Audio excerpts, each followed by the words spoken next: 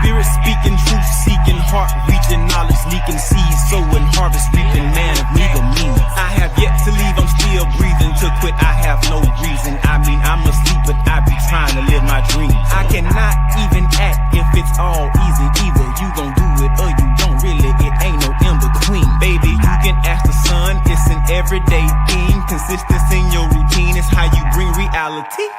Working like a slave, that's how I made this masterpiece. Living like a god, I lay at night, I rest in peace. They remember me, but I am not Haram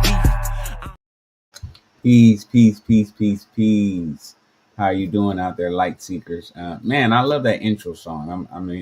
I'm sure you guys can hear it. Hopefully you can hear it as it comes in here. It's just so awesome to hear that every single time. It gets me excited. Knowing the guy who actually produced the single just makes it more enjoyable. So it's so amazing every time I get to hear that. But peace, peace, peace. As I said earlier, peace, peace, peace to everybody that's here. My name is Noble Barclay Bay. I'm here on behalf of the Burning Bush Tabernacle Science Temple and School.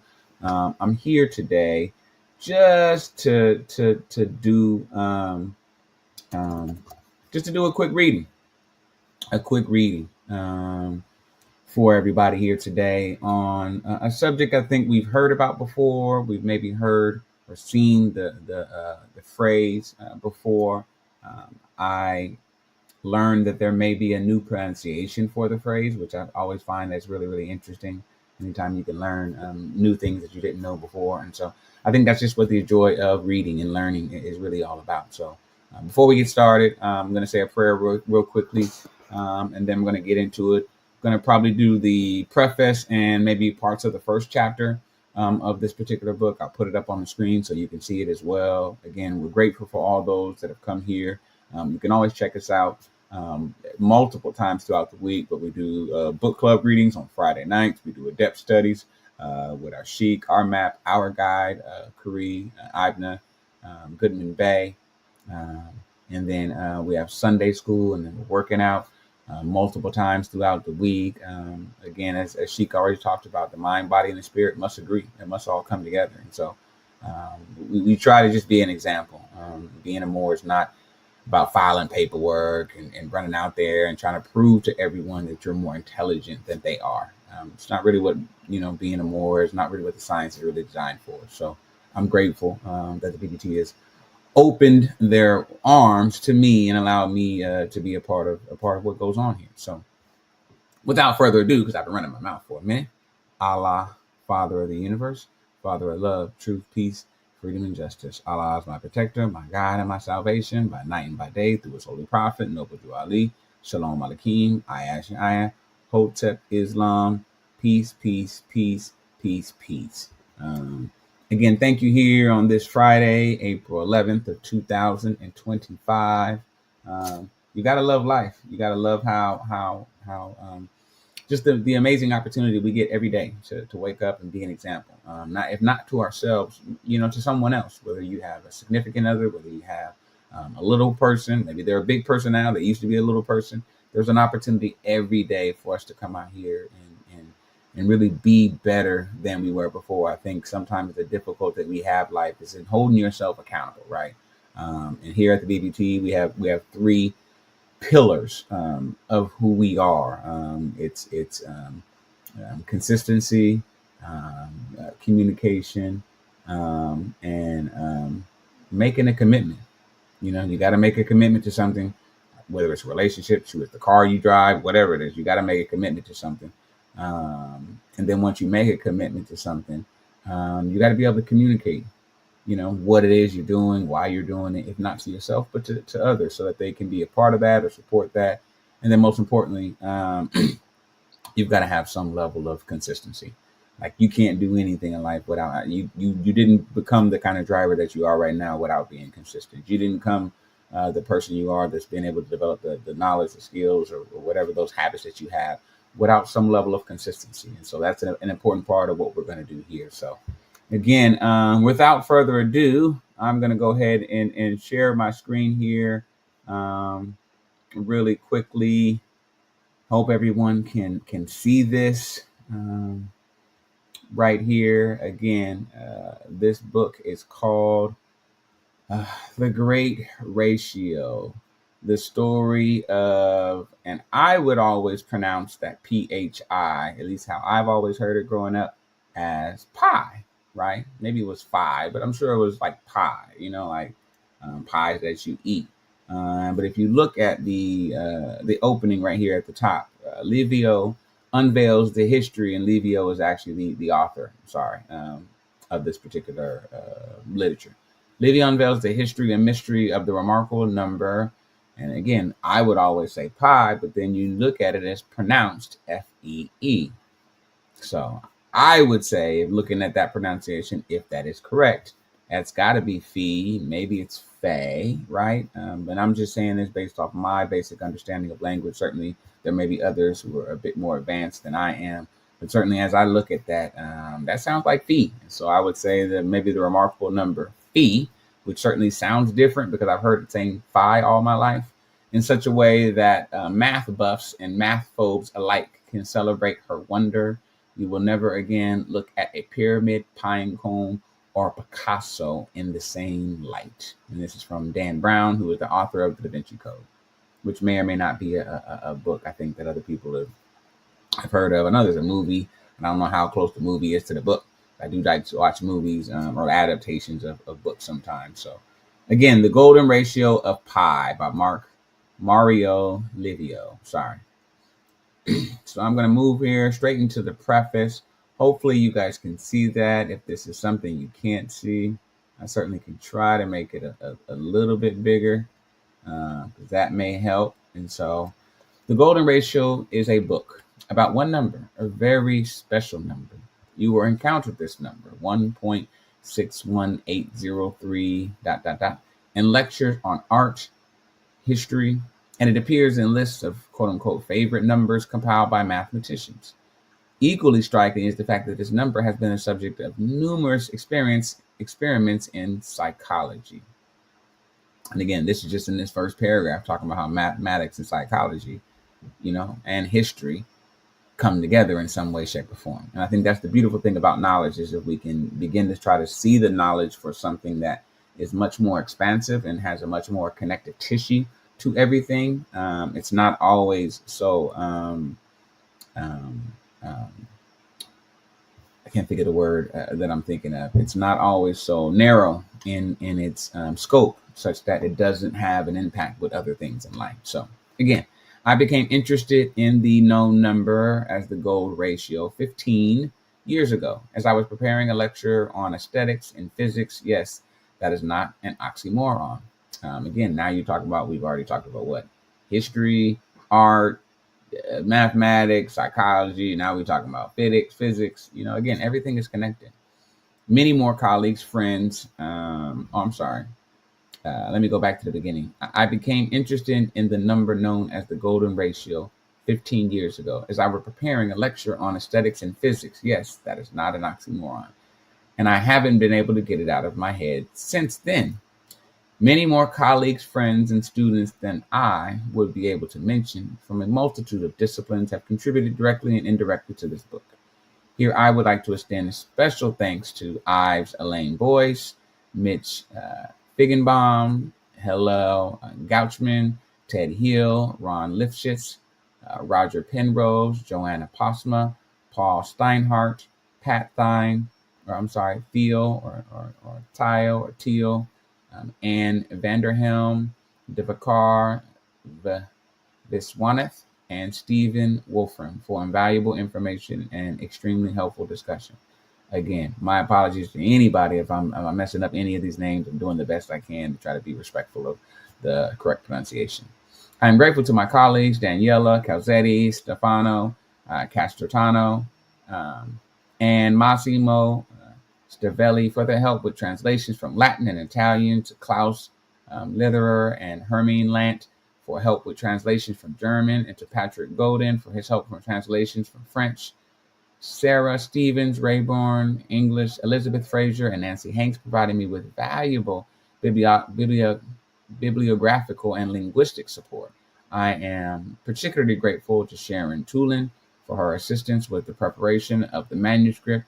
My sincere gratitude goes to my agent, Susan Rabiner for her relentless encouragement before and during the writing of this book. I am deeply indebted to my editor and Doubleday Broadway, Gerald Howard, for his careful reading of the manuscript and insightful comments. I'm also grateful to Rebecca Holland, publishing manager and Doubleday Broadway, for her unflagging assistance during the production of this book. Finally, it is only due to the continuous inspiration and patient support provided by Sophie Livio that this book got written at all. And I think it's important, when you read these acknowledgments, and I think I've said this before, and forgive me if I'm repeating something that you've already heard before. When you see how many people that are a part of this process, right? We think, oh, a person wrote a book, but look how many people they're thanking for all the support, the ways they were a part of making this project happen. And I think that's something that I would just say in life. I wonder if we have the full scope of that or understanding of that. I think in life, and I'm being general with these statements, and I think in life sometimes we get a bit selfish and we want things to happen, but only if it works in a way that we want to. But I think sometimes when I'm reading these things, it's just like, these are people that are signing on to be a part of something. They're seeing a vision that's bigger than themselves, and they're saying, hey, I could play a small part. I don't have to be the head. I don't have to be the this. I just got to be a part. And I think that's a beautiful thing every time I get to see it. So, again, I won't go through all of these chapters. Certainly I will leave this, to you folks, to kind of do, but I do want to at least try to get through some of this first chapter if I can do so. And so the first chapter here, Prelude to a Number.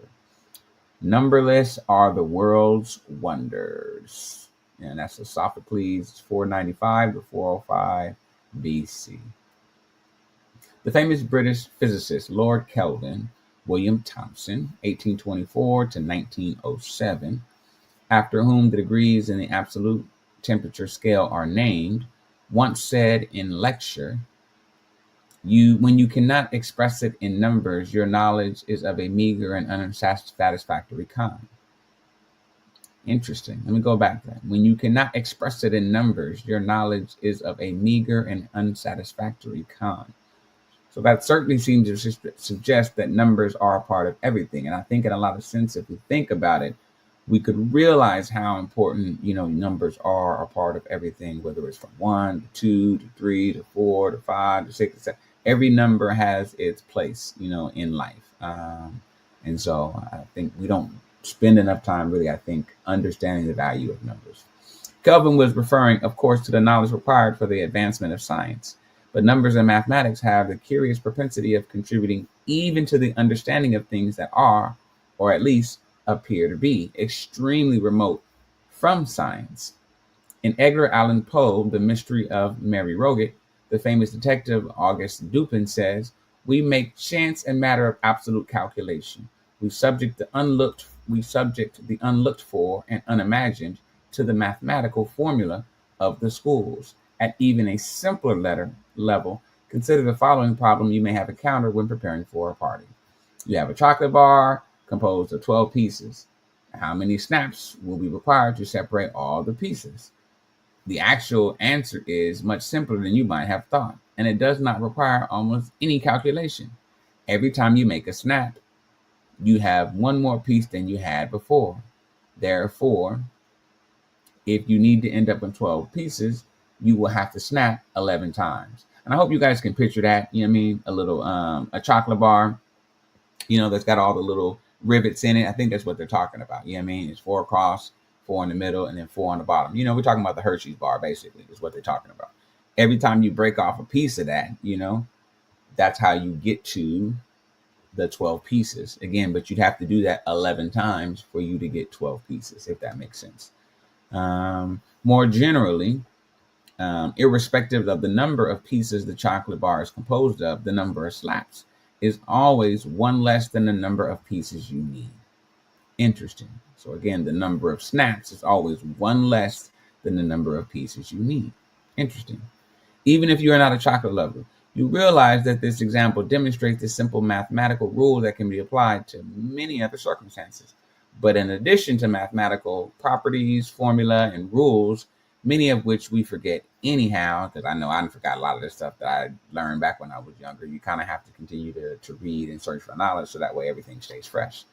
There also exists a few special numbers that are so ubiquitous that they never cease to amaze us. The most famous of these numbers, the most famous of these is the number phi, which again, remember when I started from the beginning, the pronunciation is supposed to be F-E-E, which I would think that says phi. Could be Fe, but I definitely don't think that sounds like pi, which is the ratio of the circumference of any circle to its diameter. The value of pi, 3.14159 has fascinated many generations of mathematics. Even though it was defined originally in geometry, pi appears frequently and unexpectedly in the calculation of probabilities. And again, there's another book out here. I'm only reading for this one, which is The Golden Ratio of Phi. There's another book out here, The Ancient Secrets of the Flowers of Life. I don't know if you've ever seen this particular book. In this particular book, it does spend some time going into phi as well. And this book was written by an author by the name of Drunvalo Melchizedek. And that book also goes into it. Again, it's always good to reference multiple pieces of literature. You know, you never should necessarily just take one piece of literature as it is, that it is the gospel, so to speak. It should be able to be referenced in some way, shape, or form. So again, the value of phi, 3.14159 ... has fascinated many generations of mathematicians. Even though it was defined originally in geometry, phi appears very frequently and unexpectedly in calculations of probabilities. A famous example is known as Buffon's needle, or maybe it's Buffon's needle. I'm not sure. After the French mathematician Georges Louis Leclerc, Comte de Buffon, or Buffon, 1707 to 1788, who posed and solved this probability problem in 1777. Leclerc asked, suppose you have a large sheet of paper on the floor, ruled with parallel straight lines spaced by a fixed distance. A needle of length equal precisely to the spacing between the lines is thrown completely at random onto the paper. And if you can see the diagram on the particular screen, then you can understand exactly kind of what they're describing. What is the probability that the needle will land in such a way that it will intersect one of the lines? Again, looking at figure 1. Surprisingly, the answer turns out to be the number 2 divided by phi. Therefore, in principles, you can even evaluate phi by repeating this experiment many times and observing in what fraction of the total number of those you obtain an intersection. There exists, however, less tedious ways to find the value of phi. And that's what we're looking for. Working smarter, not harder. Phi has by now become such a household word that film director Darren Aronofsky was even inspired to make a 1999 electoral thriller with that title. Less than known, phi is another number, or pi is another number, phi. And I'm not sure which one of the pronunciations. Again, the pi may be pi and the phi, which is phi. So I'd have to get some more clarification on that, which is in many respects even more fascinating. Suppose I ask you, for example, what do the delightful petal arrangements in a rose petal, Salvador Dali's famous painting, Sacrament of the Last Supper, the magnificent spiral shells of mollusks, or the breeding of rabbits all have in common? Hard to believe that these very disparate examples do have in common a certain number or geometrical proportion known since antiquity. Antiquity, generally speaking, meaning since the beginning, back in the day, a number that in the 19th century was given the honorifics golden number, quote unquote, golden ratio, and quote unquote, golden section. So we're talking about the PHI, which is the phi, given a particular name, back in the 19th century, 3 of which it looks like it was referred to, whether it was golden number, golden ratio, or golden section.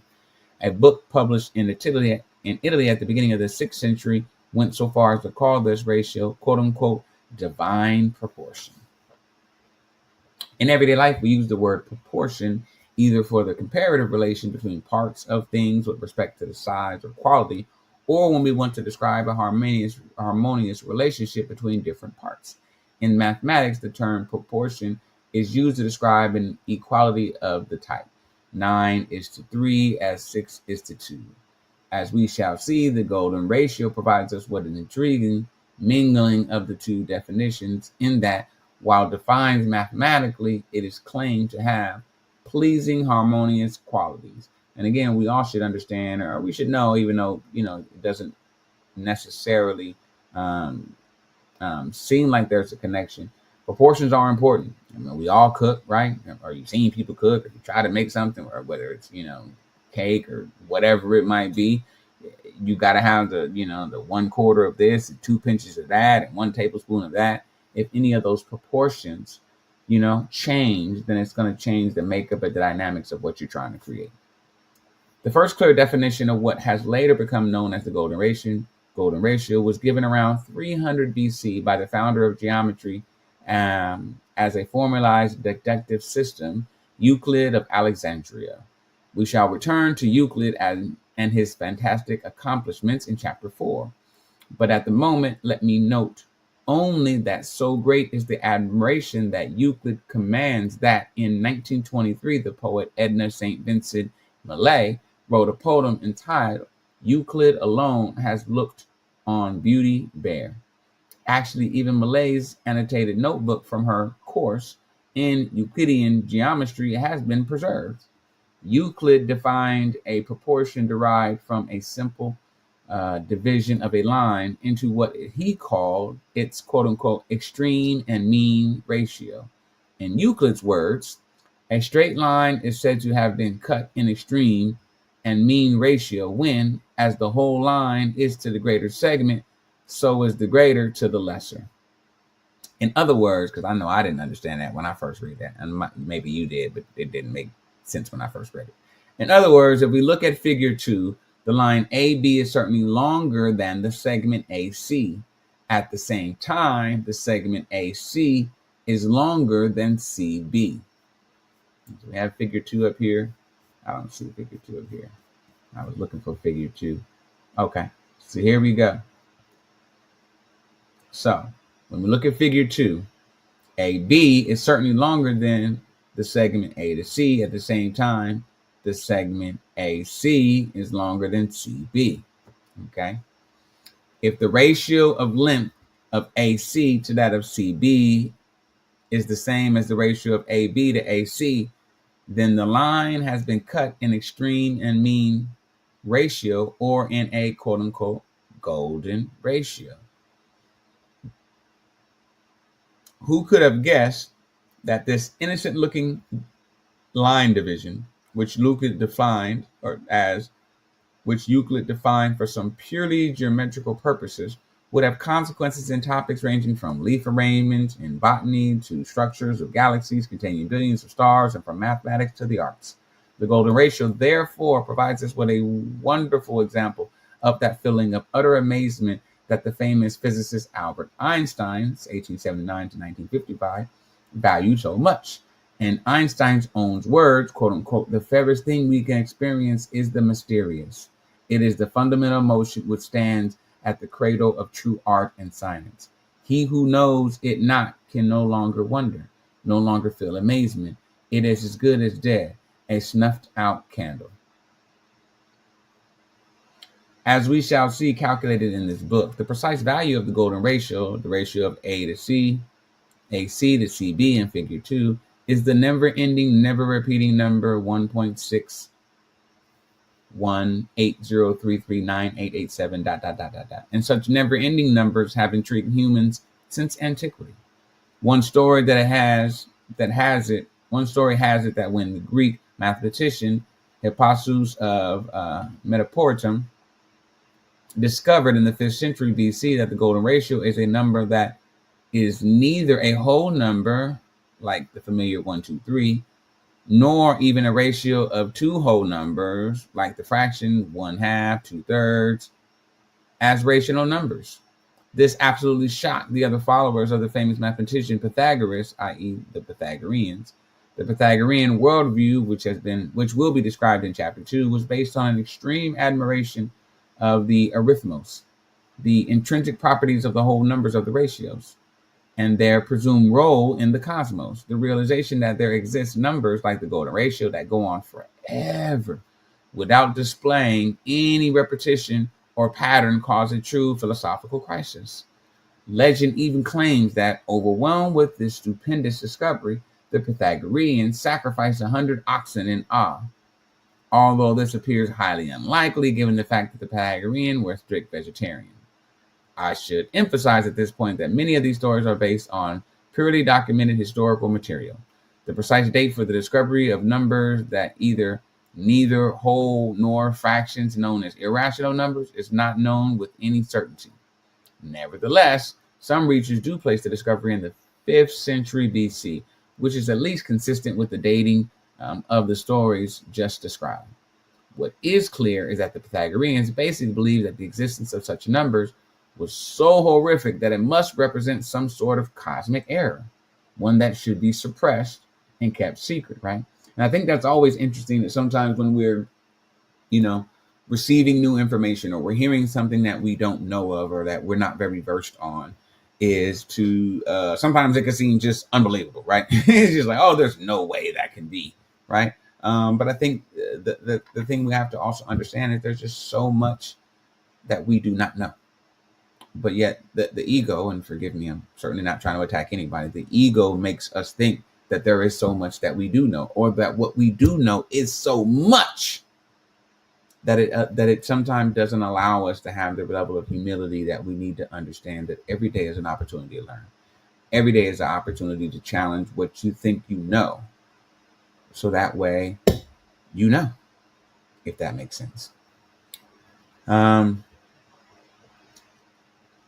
The fact that the golden ratio cannot be expressed as a fraction as a rational number means simply that the ratio of two lengths, which is A to C and C to B in figure 2, if you remember that figure we showed a little bit earlier, cannot be expressed as a fraction. In other words, no matter how hard we search, we cannot find some common measure that is contained, let's say 31 times in AC and 19 times in CB. Two such lengths that have no common measure are called incommensurable.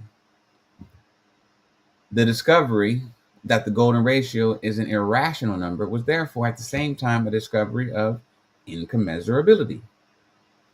On the Pythagorean Life, circa AD 300, the philosopher and historian Iamblichus, a descendant of the noble Syrian family, described the violent reaction to this discovery. They say that the first human to discover the nature of commensurability and incommensurability to those unworthy to share in the theory was so hated that not only was he banned from the Pythagoreans, I mean, he was kicked out of the group that he was before always welcome in, common association and way of life, but his tomb was built as if their former colleague was departed from life along mankind. Now that's cold piece of work. They was like, get up out here and we're gonna build a tomb for you because you definitely gonna end up there sometime soon. That's interesting.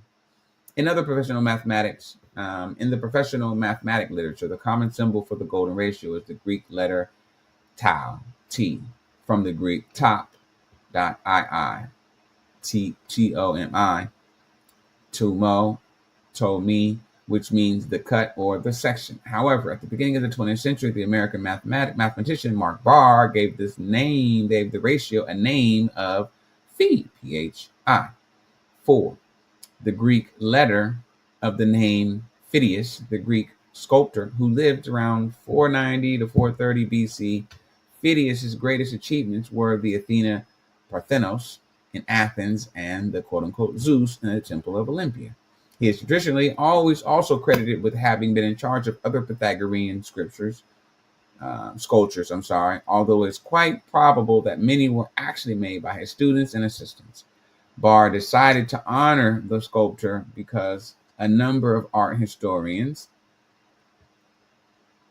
maintain that Phidias had made frequent and meticulous use of the golden ratio in his culture. We shall examine similar claims very scrupulously in this book. Scrupulously, if I didn't say that right the first time. I will use the names golden ratio, golden section, golden number, phi, and also the symbol interchangeably throughout, because these are the names most frequently encountered in the recreational mathematics literature. Some of the greatest mathematical minds of all ages, the Pythagoreans, from Pythagoras to Euclid in ancient Greece, through the medieval Italian mathematician Leonardo of Pisa, and the Renaissance astronomer Johannes Kepler, to present-day scientific figures such as Oxford physicist Roger Penrose, have spent endless hours over the simple ratio and its properties. But the fascination with the golden ratio is not confined to mathematicians. Biologists, artists, musicians, historians, architects, psychologists, and even mystics have pondered and debated the basis of its ubiquity and appeal. In fact, it is probably fair to say that the golden ratio has inspired thinkers of all disciplines like no other number in the history of mathematics, which makes sense because, again, when there are things to be learned, we should all have, or there's always going to be a desire for someone to learn them. An immense amount of research, in particular by the Canadian mathematicians or author Roger Hurst Fischler, described in the excellent book, A Mathematical History of the Golden Number, has been devoted even just to the simple question of the origin of the name golden section. Given the enthusiasm that this ratio has generated since antiquity, we might have thought that the name also has ancient origins. Indeed, some authoritative books on the history of mathematics, like Francois Lesseur's The Birth of Mathematics in the Age of Plato, and Carl B. Boyer's A History of Mathematics, place the origin of this name in the 5th and 6th centuries respectively. This, however, appears not to be the case. As far as I can tell from reviewing much of the historical fact-finding effort, this term was first used by the German mathematician Martin Ohm, brother of the famous physicist George Simon Ohm, after whom Ohm's law in electromagnetism is named, in the 1835 second edition of his book, De Rein Elementar Mathematik, The Pure Elementary Mathematics. Ohm writes in a footnote, one also customarily calls the division of an arbitrary line in two such parts, the golden section. Ohm's language clearly leaves us with an impression that he did not invent the term itself, but rather used a commonly accepted name. Yet the fact that he did not use it in the first edition of his book, published in 1826, suggests at least that the name golden section, or in German, Golden Schnitt, gained its popularity around the 1830s. The name might have been used orally prior to that, perhaps in non-mathematical circles. There is no question, however, that following Ohm's book, the term golden section started to appear frequently and repeatedly, I might add, in the German mathematical and art history literature. It may have made its debut in English in an article by James Sully on aesthetics, which appeared in the ninth edition of the Encyclopedia Britannica in 1875. Sully refers to the quote-unquote interesting experimental inquiry instituted by Gustav Theodor Fechner, a physicist, and pioneering German psychologist in the 19th century, into the alleged superiority of the golden section as a visible proportion. I discuss Fechner's experiments in chapter 7. The earliest English uses in a mathematical context appear to have been in the article entitled the quote-unquote the golden section by B. Ackerman that appeared in 1899 in the American Mathematical Monthly, and around the same time in 1898 book Introduction to Algebra by the well-known teacher and author G. Christow, 1851 to 1911. Just as a curiosity, let me note that the only definition of a quote-unquote golden number that appears in the 1900 edition of the French encyclopedia Nouveau Russe Illustre is a number used to indicate each of the years of the lunar cycle. This refers to the position of the calendar year within the 19-year cycle, after which the phases of the moons recur on the same dates. Clearly, the phrase took a long time to enter the French mathematical nomenclature. But what is the fuss about? What is it that makes this number or geometrical proportion so exciting as to deserve all this attention? The golden ratio's attractiveness stems first and foremost from the fact that has an almost uncanny way of popping up where it's least expected. Take, for example, an ordinary apple, the fruit often associated with, probably mistakenly, with a tree of knowledge that figures to be prominently in the biblical account of humankind's fall from grace, and cut it through its girth.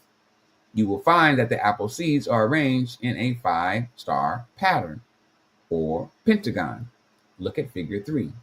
Each of these isosceles triangles that makes the corners of a pentagram has the property that the ratio of the length is longer than let me go back. Each of the 5 isosceles triangles that make the corners of the pentagram has the property that the ratio of the length of its longer side to the shorter side, the implied base, is equal to the golden ratio, 1.618, ...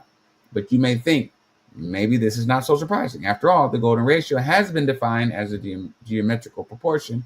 Perhaps we should not be too astonished to discover that this proportion is found in some geometrical shapes. So I kind of see what he's saying.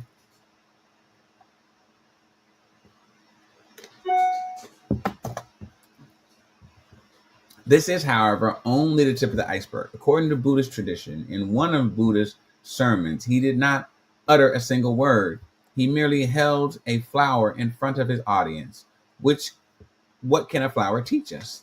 A rose, for example, is often taken as a symbol of natural symmetry, harmony, love, and fragility. In Religion of Man, Indian poet and philosopher Rabindranath Tagore, 1861 to 1941, writes, quote unquote, "Somehow we feel that through a rose, the language of love reach our heart," unquote. Suppose you want to quantify the symmetric appearance of a rose. Take a rose and dissect it to uncover the way in which its petals overlap the predecessors. As I described in chapter 5, you will find that the positions of the petals are arranged according to the mathematical rule that relies on the golden ratio. Turning now to the animal kingdom, we are all familiar that the strikingly beautiful spiral structures of many shells of mollusks such as chambered nautilus pompilus, figure 4. In fact, the dancing Shiva of the Hindu myths holds such a nautilus in one of the hands as a symbol of one of the instruments initiating creation. These shells also have inspired so many architectural constructions. American architect Frank Lloyd Wright, for example, based the design of the Guggenheim Museum in New York City on the structure of the chambered nautilus. Within the museum, the visitors ascend a spiral ramp, moving on when their imaginative capacity is saturated by the art they see. Just as the mollusk builds its spiritual chambers when fully occupying physical space. We shall discover in chapter 5 that the growth of the spiral shells also obeys a pattern that is governed by the golden ratio. This is figure 5 that they were just referencing about just a second ago. I'm sorry, they're going to reference about now. By now, we do not have to be number mysticists to begin to feel a certain way or a certain awe at the property of the golden ratio to show in what appear to be totally unrelated situations and phenomena. Furthermore, as I noted at the beginning of the chapter, the golden ratio can be found not only in natural phenomena, but also in a variety of human-made objects and works of art. For example, in Salvador Dali's painting from 1955, Sacrament of the Last Supper, in the National Gallery of Washington, D.C., which is the picture that's right above, the dimensions of the painting, approximately 1051 by 65 divided by 1, are in a golden ratio to each other. Perhaps even more important, part of the huge dodecahedron, a 12-face regular solid in which each side is a pentagon, is seen floating above the table and engulfing it.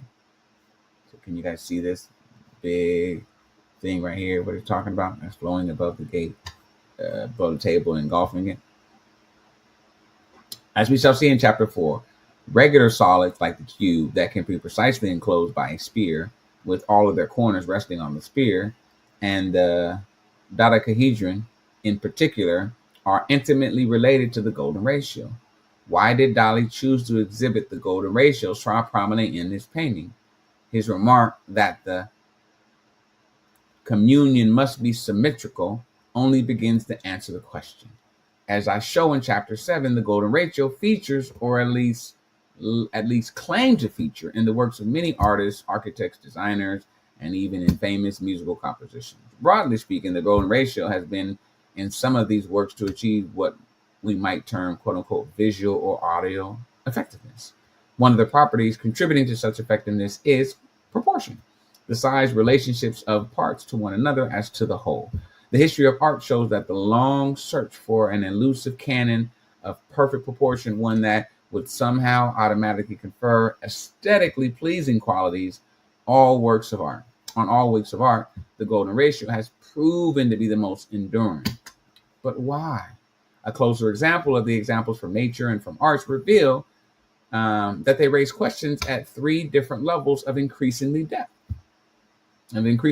First, there are the immediate questions. Are all the appearances of Phi in nature and in the arts that are cited in literature real, or do some of those simply represent misconceptions and crankish interpretations? B, can we actually explain the appearance, if real, of Phi in these and other circumstances? Second, given that we define quote unquote beauty as for, in Webster's unabridged dictionary, quote unquote, the quality which makes an object seem pleasing or satisfying in a way, that raises the question, is there an aesthetic component to the mathematics? And if so, what is the essence of this component?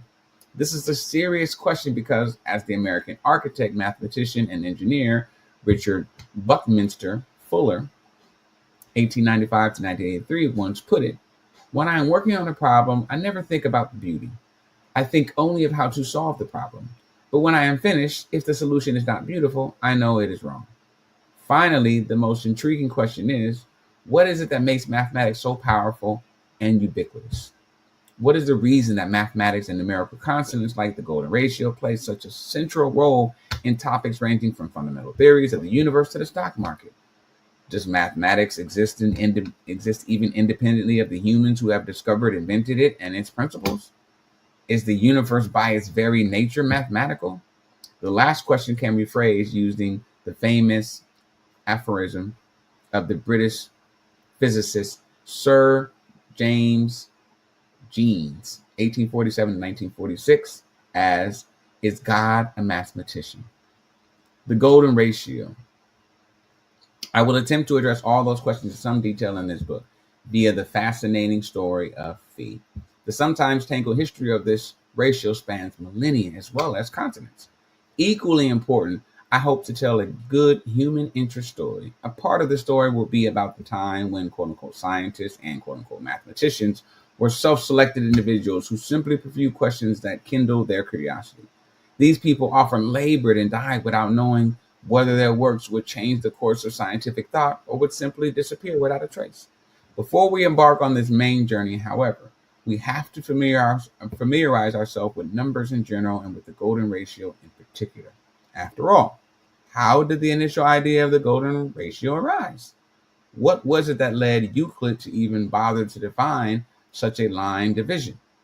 My aim is to help you glean some insights into the true roots of what we might call golden numberism. To this goal, we will now take a brief exploratory tour to the very dawn of mathematics. Islam. I appreciate you guys. Man, that was cool. I hope you got something out of that. I actually, I took a few different things out of that. Again, I think we don't realize how connected so many different things are. We just don't understand that we are here. Not by accident. We are here because everything was made beautifully. The Creator did everything that we needed him to do, so that way we would be able to experience life in the way we were supposed to experience it. The key is, are we willing to accept that? Are we willing to follow the path that has been laid before us? If we do, Sometimes life is a little bit easier. If we don't, maybe it's a little harder. So either way, man, I appreciate you guys for being here for the Friday Night Book Club with the BBT. You can always reach out to us anytime by sending us an email at burningbushtabernacle.ts@gmail.com. You can go to any of our websites where we've got merch, we've got books that you can buy. Again, we just want to be an example. And I know it's hard in today's world with so much noise about what a moor is, what being Moorish is, what the science is supposed to be. We're just trying to be an example that you ain't got to do a whole bunch of different type of stuff. It doesn't require you to uproot your life and try to be somebody that you're not. It just requires you to be more accountable and to appreciate life and the connectivity that we have to everything. So with that being the case, I'm going to go ahead and sign off here, say us a prayer. And again, thank you. We appreciate you guys. We hope you come back next Friday to be with us here at 6:00 Pacific Standard Time. Allah, Father of the universe, Father of love, truth, peace, freedom, and justice. Allah is my protector, my God, and my salvation by night and by day. Through his holy prophet, Noble Ali, Shalom Aleichem, I, Hotep, Islam, peace. I'm a spirit speaking, truth seeking, heart reaching, knowledge leaking, seeds sowing, harvest reaping, man of meager means. I have yet to leave, I'm still breathing. To quit, I have no reason. I mean, I'm asleep, but I be trying to live my dreams. I cannot even act if it's all easy. Either you gon' do it or you don't really. It ain't no in between. Baby, you can ask the sun, it's an everyday thing. Consistency in your routine is how you bring reality. Working like a slave, that's how I made this masterpiece. Living like a god, I lay at night